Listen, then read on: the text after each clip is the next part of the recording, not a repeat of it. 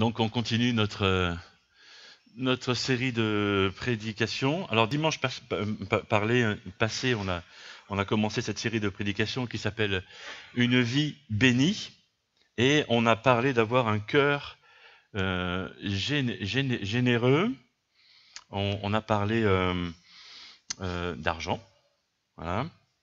Et on a parlé de ceux qui ont la mentalité de sac, ceux qui ne croient pas avoir assez pour être généreux avec les autres, où on a parlé de ceux qui ont la mentalité de panier, qui savent que Dieu les bénit déjà, voilà, et qui peuvent donc être généreux, ou de ceux qui ont la mentalité de grange, donc que Dieu va les bénir infiniment plus que ce qu'ils peuvent avoir, quoi.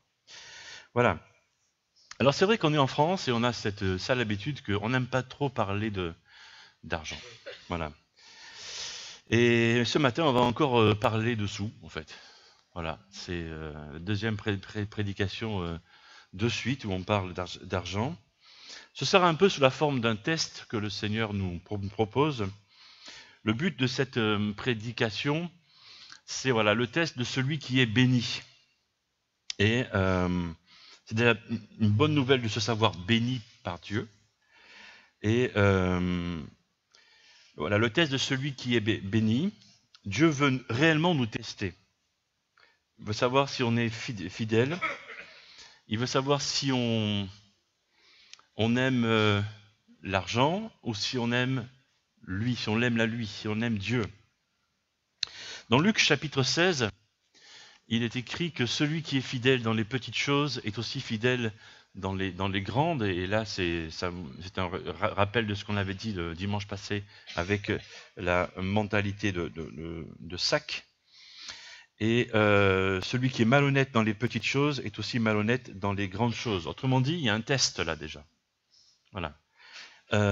Si vous n'avez pas été fidèle dans votre façon d'utiliser les richesses trompeuses de ce monde, qui pourrait vous confier les vraies richesses? La vie bénie. Dieu veut nous bénir. Dieu veut nous bénir infiniment, mais énormément, intensément. Le souci, c'est que Dieu sait que l'argent et le matériel sont ses concurrents numéro 1. Voilà, et ça a toujours été cela. Et regardez cela, et ça c'est un peu vrai dans tous les pays du monde. Dès mais c'est très vrai en France, très vrai en France. À tel point que dans certaines églises, pour un prédicateur, c'est pratiquement impossible de prêcher sur ce que je suis en train de prêcher. Et 2 dimanches de suite. Dès qu'un prédicateur se met à parler d'argent, voilà, on est sur la défensive. Ou certains sont sur la défensive. Alors, la question qui se pose, c'est pourquoi? Pourquoi est-ce qu'on est sur la défensive? C'est ma culture, parce que en France, on n'en parle pas trop des sous. T'es sûr que c'est ça? T'es vraiment sûr? Et même si c'est ça, dans la Bible, on parle beaucoup d'argent. On en parle. Le souci, c'est que l'argent nous promet ce que Dieu seul peut vraiment nous fournir. L'argent promet la sécurité. Alors oui, effectivement, on peut voir à la télévision ou ailleurs des gens qui sont connus, qui ont beaucoup d'argent, qui se promènent avec des gardes du corps, vous savez, des colosses là.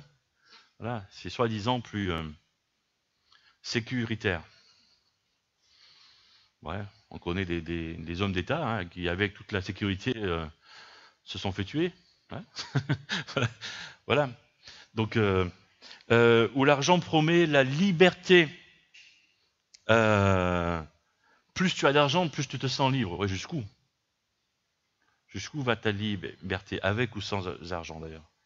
Où l'argent te promet le pouvoir. Si tu as beaucoup d'argent, tu vas avoir le pouvoir, tu vois. Enfin, tu vas toujours trouver quelqu'un qui est plus puissant que toi. Toujours. Voilà. Où l'argent promet de la considération, c'est-à-dire que tu vas être remarqué, On va dire, ah oui, cette personne-là, c'est quelqu'un qui a des sous. Voilà. On va pas dire quelqu'un de bien, mais quelqu'un qui a le porte-monnaie plein, quoi. En réalité, ce sont des fausses promesses. Dieu seul peut assurer la sécurité. Tu peux avoir 1 milliard d'euros, et puis voilà, tu peux prendre ta voiture. Ça peut être une grosse voiture, hein, une grosse cylindrée avec 700 chevaux sous le capot. Bah justement, voilà, le premier arbre dans le virage, il va être pour toi, quoi. Tu vois? Et pas sûr que tu t'en sortes vivant de ça. Un gros doute. Voilà. Donc c'est pas sûr que tu sois en sécurité, mais Dieu seul peut assurer ta sécurité. C'est la même chose pour la liberté, pour le pouvoir, pour la considération. Dieu donne ça. Dieu donne ces valeurs-là. Vraiment. L'argent est un faux Dieu. C'est vraiment un faux Dieu. L'argent veut nous faire l'aimer. L'argent veut nous faire l'adorer. C'est le concurrent direct à Dieu. Et Dieu veut savoir, est-ce qu'on veut adorer l'argent ou est-ce qu'on veut adorer Dieu? Je parle de ça ici dans Matthieu chapitre 6. Nul ne peut être en même temps au service de 2 maîtres. Car ou bien il détestera l'un et aimera l'autre, ou bien il sera dévoué au premier et méprisera le second. Vous ne pouvez pas servir en même temps Dieu et l'argent. Vous voyez, dans ce verset-là, Jésus compare l'argent à un faux Dieu. En fait, hein. Vraiment. C'est intéressant parce que Jésus aurait pu choisir, vous aurait pu dire, vous ne pouvez pas servir en même temps Dieu et votre famille, ou Dieu et votre maison, ou Dieu et votre travail. Et il cible l'argent. Combien l'argent est quelque chose qu'on laisse prendre de l'autorité, de la puissance dans notre vie, c'est ça le truc en fait. Hein.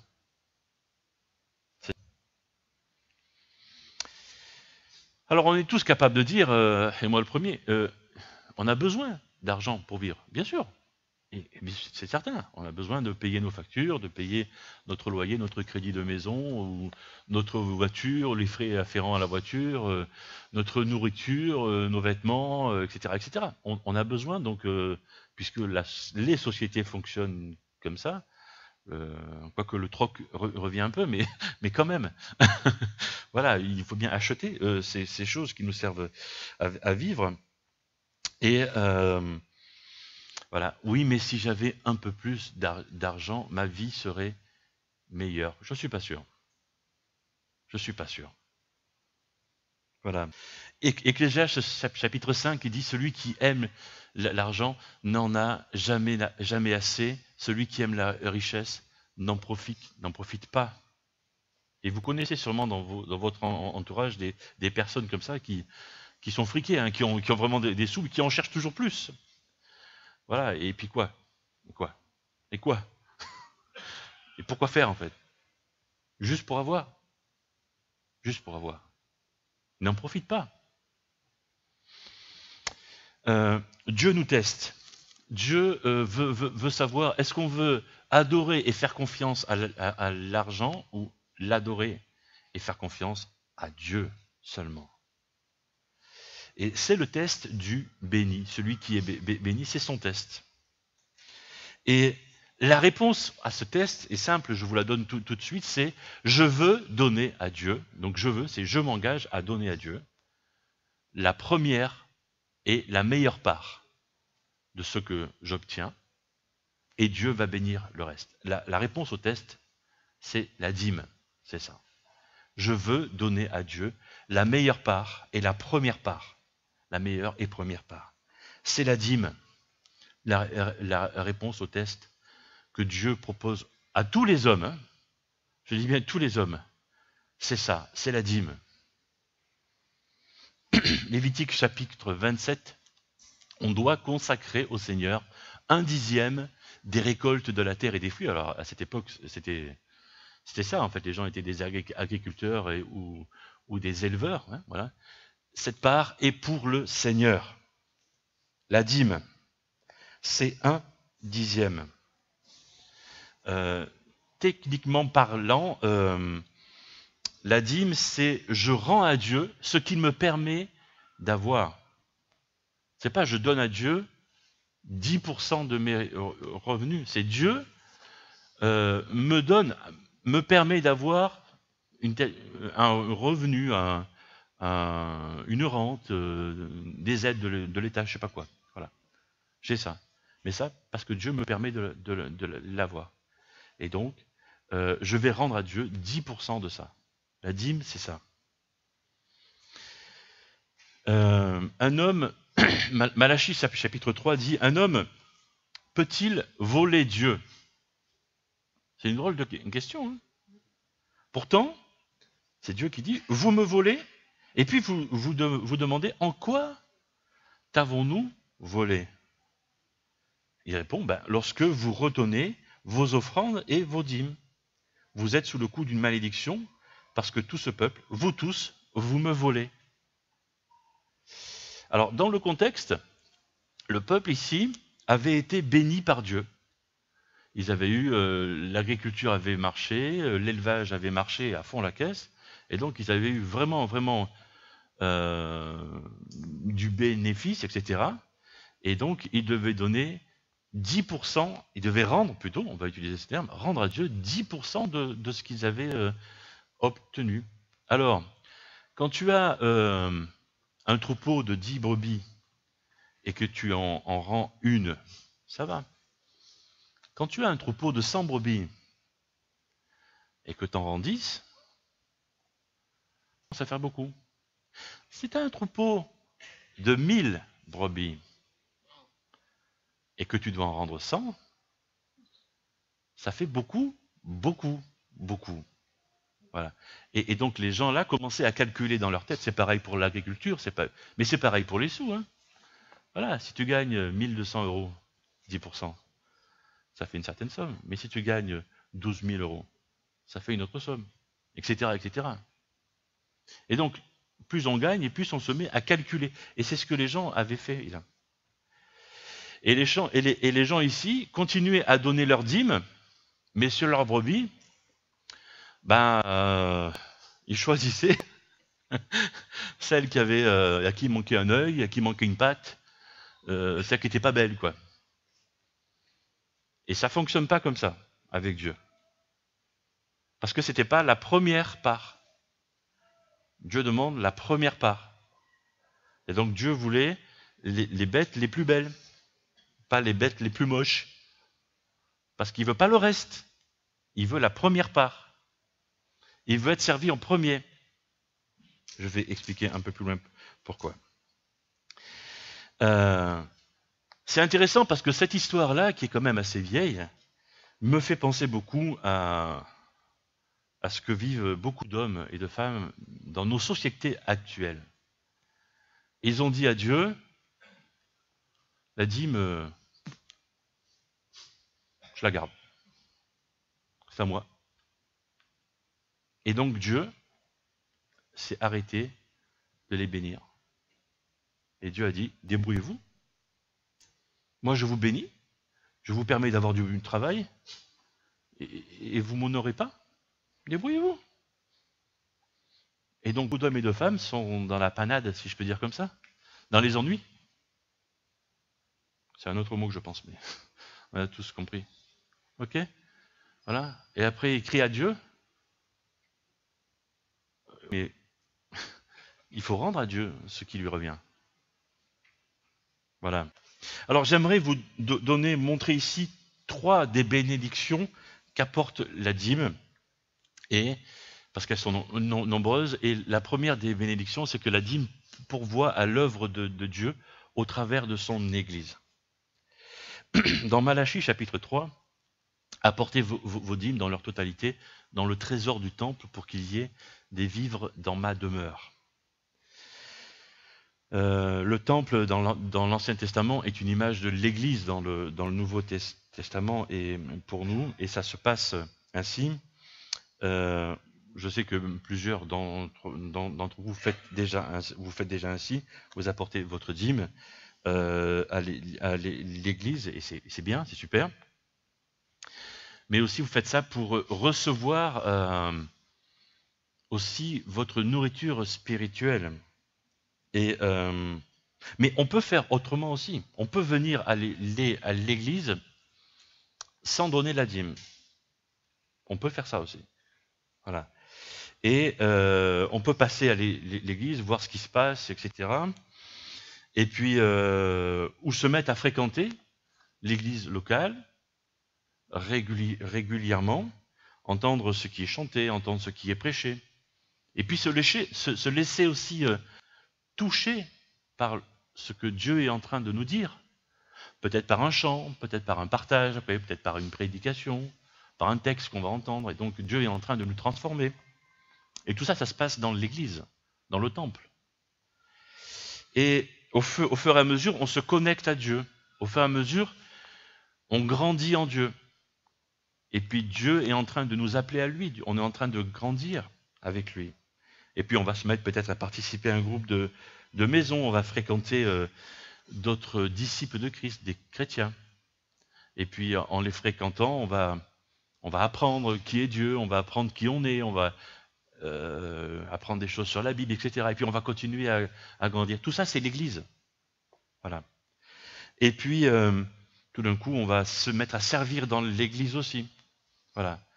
Et la dîme fait partie de la vie de l'Église aussi. Voilà. Et du coup, l'Église a eu un impact sur la vie de cette personne-là. Et Dieu est en train de transformer les cœurs au fur et à mesure. La dîme pourvoit à l'œuvre de Dieu au travers de son Église. Et puis, deuxièmement, la dîme m'apprend à placer Dieu en premier. Deutéronome, chapitre 14, vous apprendrez ainsi à respecter pour toujours le Seigneur, votre Dieu. Je pense qu'il n'existe pas de manière plus concrète de montrer que Dieu détient la première place dans ma vie. Quand je reçois mon salaire, je dis les premiers 10%, c'est à Dieu. Il n'y a pas de manière plus concrète de montrer à Dieu qu'il a la première place dans ma vie en le faisant passer par mes finances, par mon budget. Parce que l'argent fait partie de notre vie. Alors on dit Dieu, oui, c'est Dieu qui a la première place. Oui, mais quand tu pratiques le principe de la dîme, tu montres à l'argent que Dieu a la première place dans le domaine de l'argent dans ta vie. Et donc Dieu est là et il est dans ton compte en banque aussi. C'est un peu ça. C'est un peu ça. Voilà. Placer Dieu en premier dans nos finances va nous libérer aussi du poids que portent beaucoup. Vous avez entendu ça. On ne parle pas d'argent. Il ne faut pas en parler. L'argent n'a pas d'odeur. L'argent est sale. L'argent ceci, l'argent cela. Quoi? C'est quoi ça? C'est quoi? Qu'est-ce que c'est? C'est quoi? Ça veut dire quoi en fait? Ça veut dire quoi? Dieu a la première place dans mes finances. Aussi. Dans ma vie, dans mes finances aussi. Voilà. Dieu rayonne dans mes finances aussi. Amen. Amen. Ouais. Voilà. Donc mes finances sont propres. Oui. Comme tout le reste de notre vie. Oui, bien sûr. Voilà. Du coup, ça change ce poids-là, vous voyez, de noirceur sur l'argent que certains ont. On l'a plus. Pourquoi? Parce qu'on pratique la dîme. Et ça fait un poids en moins. Voilà. On a d'autres choses à on est libéré pour travailler sur autre chose. C'est génial. Ok. Un troisième point. La dîme augmente ma foi en Dieu. J'ai déjà parlé un peu de ça dimanche passé. En pratiquant la dîme, on réalise qu'on est plus béni avec 90% qui nous reste qu'avec 100% sans Dieu. Euh, du coup, on a moins, mais on réussit mieux. C'est étonnant. Et je parlais dimanche passé que c'était pas mathématique en fait. C'est pas logique. C'est pas logique. C'est quoi? C'est Dieu. Et donc c'est un miracle. Voilà, c'est un miracle mensuel que Dieu fait dans nos vies. Voilà. Alors comment il va faire? Il va nous apprendre à mieux calculer, à moins dépenser, etc. Il va nous apprendre à mieux gérer peut-être, etc. Et quelquefois, il va nous apprendre à recevoir quelque chose, je ne sais pas qui, de je ne sais pas quoi, de nous permettre de moins faire de dépenses, je sais pas. Mais c'est des petits miracles comme ça qui s'ajoutent dans nos vies. Ça augmente notre foi en lui, en fait. Et ça nous invite à croire encore plus en lui. La dîme augmente notre foi en Dieu. Vous voyez, c'est un cercle vertueux. Voilà, ça, c'est vraiment un truc super.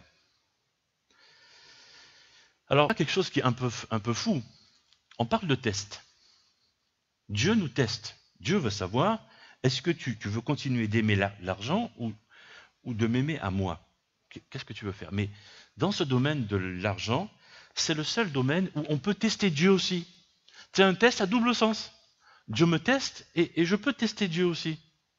Alors c'est surprenant. Qui je suis, qui nous sommes, nous, des petits hommes, des petites femmes, tu vois, hein, de rien du tout, du misérable ver de terre, comme dirait l'autre, pour tester le grand Dieu créateur de l'univers. Et pourtant, on a ce verset de la Bible qui dit « Vous pouvez me mettre à l'épreuve à ce sujet, à propos de la dîme. Moi, le Seigneur de l'univers. Hein, on va tester le Seigneur de l'univers, vous voyez Est-ce que j'ai vraiment le droit? Oui, j'ai le droit, c'est un verset de la Bible. Ok, j'ai le droit. Bon, ben, allons-y, d'accord. Et alors, le test, si je gagne, j'ai quoi en fait? C'est ça le truc, hein. On est toujours intéressé par la récompense, hein, bien sûr. Ben, vous verrez bien que j'ouvrirai pour vous les vannes du ciel et que je vous comblerai de bienfaits. Ah ouais. Qui c'est qui dit ça? Le Seigneur de l'univers? Les vannes du ciel? Comblées de bienfaits? Ouais. D'accord. On peut mettre Dieu à l'épreuve. On peut le tester. Alors, dans la Bible, les chiffres de la Bible, je ne sais jamais s'il faut dire chiffre ou nombre. Quand on parle de 7, c'est quoi? Les nombres? Voilà, ok. Alors, les nombres de la Bible, merci. Voilà, j'ai toujours fait cette erreur. Voilà, merci. Alors, les nombres de la Bible représentent quelque chose, d'accord? Alors, 7, on sait que ça représente la perfection, d'accord? C'est Dieu. On est d'accord? 6, c'est ce qui n'est pas parfait, c'est juste avant 7. Donc, ce qui est imparfait, c'est plutôt ce qui est mal, le péché, etc. Et 666, c'est le chiffre de la bête, du diable, etc. Bref, voilà, on sait ça. Voilà. Et 10, c'est très souvent dans la Bible le test. Alors, comment j'ai ça? Dieu nous teste par exemple, quand il donne les 10 commandements. Il teste l'obéissance, notre obéissance. Quand Dieu teste le Pharaon, vous savez, le peuple est en esclavage en Égypte, il teste le Pharaon. Il envoie les 10 plaies. C'est un test. Quand Jésus parle des vierges qui ont été testées, il y en a combien? Il y en a 10. Vous voyez? Quand Jésus rentre dans un village et il y a des lépreux, il est guéri, et il n'y en a qu'un seul qui revient pour le dire merci, pour l'adorer. Il y en a combien de lépreux? Il y en a 10. Vous voyez? Donc 10, c'est un peu le test. Quand Dieu nous demande de lui rendre une partie de nos revenus, il nous demande combien? 10%. C'est intéressant quand même. Hein, c'est un test. C'est vraiment un test. Voilà. Et est-ce qu'on veut tester Dieu? Est-ce qu'on veut vraiment le tester? Dimanche passé, il y a quelqu'un qui est venu me voir après cette première prédication sur la dîme et qui m'a dit voilà, depuis quelques années je voulais, mais je pensais ne pas vouloir, et après ce que je viens de vivre et ce que j'ai entendu, j'aimerais, je vais me lancer dans cette aventure de la dîme. Donc je l'ai dit à ma façon, voilà. Et voilà. Mais j'aimerais proposer quelque chose à d'autres personnes peut-être qui ne sont pas engagées dans la dîme. C'est que puisqu'on peut tester Dieu, et puisque Dieu aime les nombres, puisque Dieu est 3 fois saint, pourquoi pas tester Dieu pendant 3 mois? Pourquoi 3? Parce que Dieu est 3 fois saint. Là, c'est mon test à moi que je propose. Okay, après tout, Dieu aime bien les chiffres, tout ça. Voilà, il propose qu'on le teste. C'est notre test. Testons Dieu pendant 3 mois. Voilà. 3 mois. 3 mois de test. Et puis on verra si les vannes du ciel s'ouvrent. Mais c'est pas moi qui le dis, hein, c'est Dieu qui le dit dans la Bible. Hein. La Bible est vraie. Hein. Voilà. Alors, ce que je dis moi, c'est les 3 mois. Voilà, si vous voulez essayer un mois, essayez un mois. Après, ça c'est. Mais après, moi, je vais pas aller voir ce que les uns les autres font. Hein. Je rentre pas dans les comptes en banque.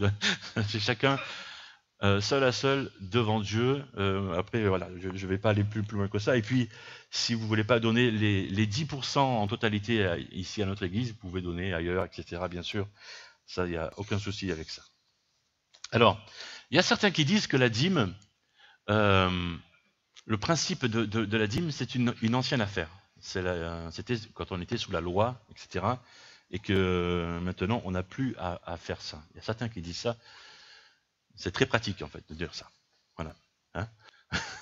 Voilà. Il se trouve que le principe de la dîme a été institué avant la loi.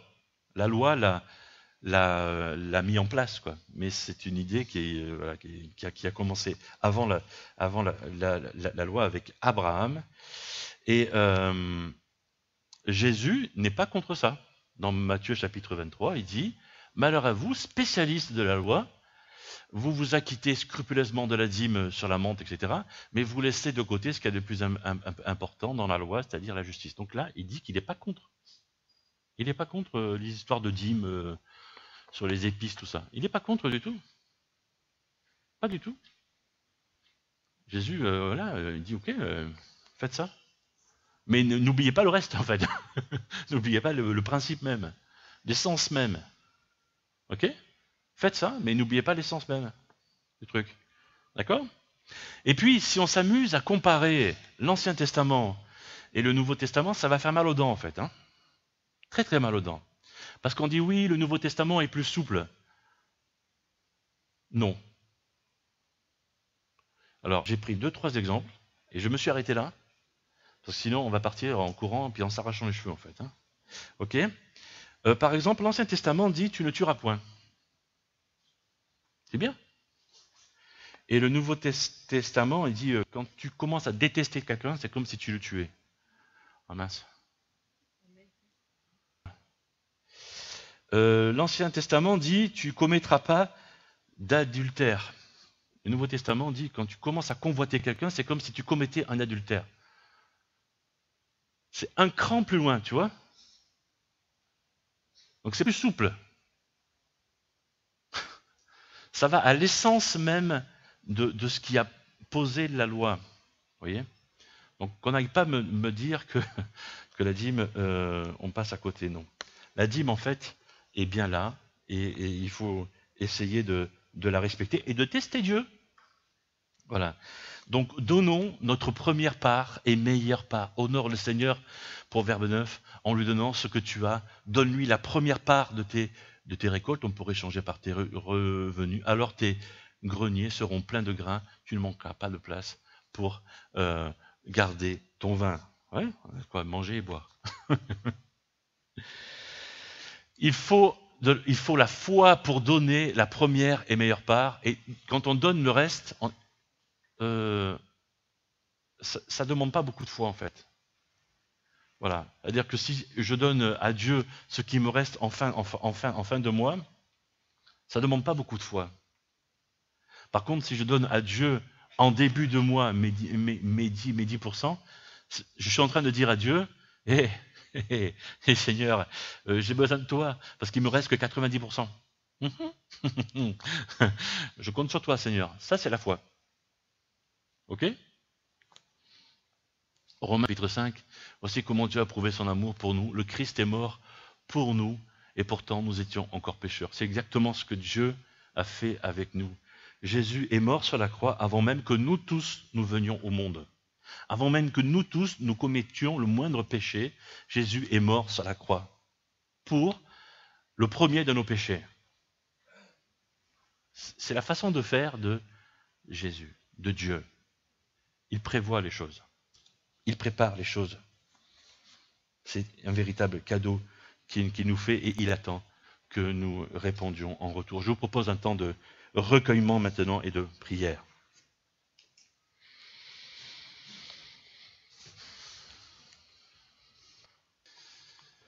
Seigneur, merci parce qu'encore ce matin, tu parles à nos cœurs.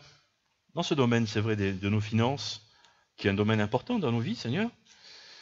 Et tu vas avoir la première place. C'est vrai, Seigneur, c'est facile de se laisser attirer par l'attrait de l'argent, l'attrait des choses, du matériel, etc. Seigneur, nous aimerions réussir, nous voulons réussir ce test. Et nous voulons aussi te mettre à l'épreuve. Nous voulons t'adorer à toi, Seigneur Jésus. Nous voulons t'aimer à toi, Seigneur Jésus. Et nous ne voulons pas adorer ni l'argent, ni le matériel. Et je prie, Seigneur, pour que tu fasses des miracles dans ceux et celles qui sont engagés dans ce principe de la dîme. Je prie, Seigneur, pour que tu fasses des miracles dans ceux et celles qui s'engagent dans ce principe de la dîme. Et peut-être que l'un ou l'autre est en train de se lancer dans cette belle aventure de la dîme, Seigneur. Et vraiment, je te prie pour lui, pour elle. Et vraiment que tu honores cet engagement. Et voilà, que Seigneur, continue de nous transformer. Seigneur, tu changes nos cœurs, tu transformes nos vies. Et là, tu parles ce matin de nos finances, encore une fois. Seigneur, voilà, je te prie vraiment pour que tu pénètres dans tous les aspects de notre vie. Et transforme toutes nos vies.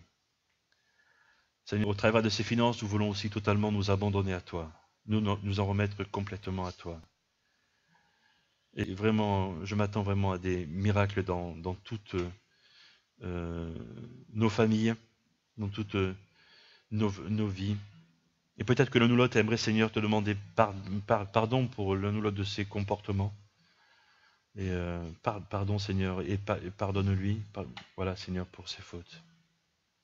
Pour la vie nouvelle que tu nous offres, Seigneur. Vraiment nous abandonner à toi. En Jésus-Christ. Amen.